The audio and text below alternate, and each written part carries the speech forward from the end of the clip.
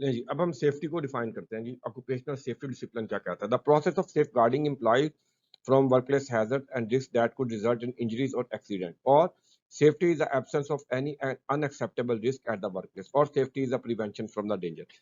अब basically health में हमने देखा था कि वो वर्कर की जो लिविंग बीइंग्स होते हैं, जो उनकी जो सेहत है उसके ऊपर फोकस करती है और मेक श्योर करती है कि आप इंटरनली कोई ऐसा डिजीज या बीमारी ना लगे जो आपके लिए नुकसानदेह हार्मफुल है किसी भी काम की जो आपकी ऑर्गेनाइजेशन की एक्टिविटीज की वजह से।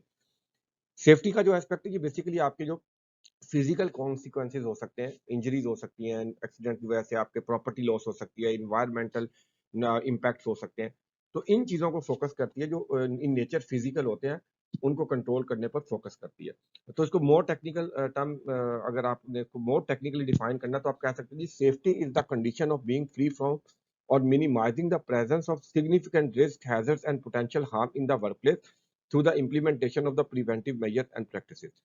हाँ, तो बेसिकली जी ऑक्यूपेशनल सेफ्टी का जो डिसिप्लिन है आपका, ये जो आपको फिजिकल हार्म्स हो सकते हैं इंजरीज की शक्ल में, इंसिडेंट्स की शक्ल में, property loss, equipment loss, material loss, environment damage, impact, तो इन चीज़ों को कंट्रोल करती है। तो कैसे करते हैं जी हम ये सारा?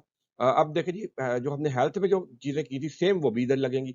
लेकिन वहाँ पर अब मैं यहाँ पर कुछ आपको एक्स्ट्रा चीज़ें भी दिखाऊँगा। फर्स्ट ऑफ ऑल देखते हैं जी, hazard identification and risk assessment. तो सबसे पहले तो यहाँ मैंने टर्म डिफरेंट यूज़ किया, मैंने यहाँ सिंपल रिस्क असेसमेंट का प्रोसेस यूज़ नहीं किया। ये सेम चीज़ है, आपने इसमें कन्फ्यूज़ नहीं होना। जब भी रिस्क असेसमेंट करेंगे तो उसके अंदर हैज़ार्ड्स तो आइडेंटिफ़ाई करने पड़ेंगे।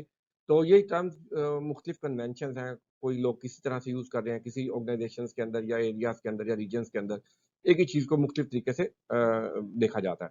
तो चीज़ एक ही है, एक ही काम हो रहा है। तो अब जी, तो कैसे इम्प्लीमेंट कर सकते हैं जी सेफ्टी को? तो आप जी रिस्क असेसमेंट करेंगे, हैज़ार्ड्स आइडेंटिफ़ाई करेंगे, उसकी इवैल्यूएशन करेंगे, देखेंगे क्या नुकसान कर सकते हैं। उस नुकसान को फिर आपने कंट्रोल कैसे करना है, कंट्रोल मेजर लगाएँगे। देन जी वर्कर को ट्रेनिंग करवाएँगे उसके लिए। अब ये हेल्थ के लिए भी होगा, ये सेफ्टी के लिए भी होगा। वर्कर को ट्रेनिंग करवाएँगे, उसको पता चल बताएँगे कि जनाब उसकी अवेयरनेस बढ़ाएँगे कि जनाब जॉब को सेफ तरीके से कैसे करना है, जॉब को सेफ करने का तरीका क्या है? इसके हैज़र्ड्स क्या हैं? हैज़र्ड्स का क्या नुकसान हो सकता है? हैज़र्ड से बचना कैसे है? उसके कंट्रोल्स क्या हैं? कंपनी के प्रोसीजर्स क्या हैं? कौन से प्रोसीजर फॉलो करने हैं? ये सारी चीज़ें आप ट्रेनिंग में बता देते हैं। देन जी वर्कर्स को आप प्रोटेक्टिव इक्विपमेंट देते हैं। पर्सनल प्रोटेक्टिव, ये हेल्थ के केस में भी देते हैं, सेफ्टी में भी देते हैं।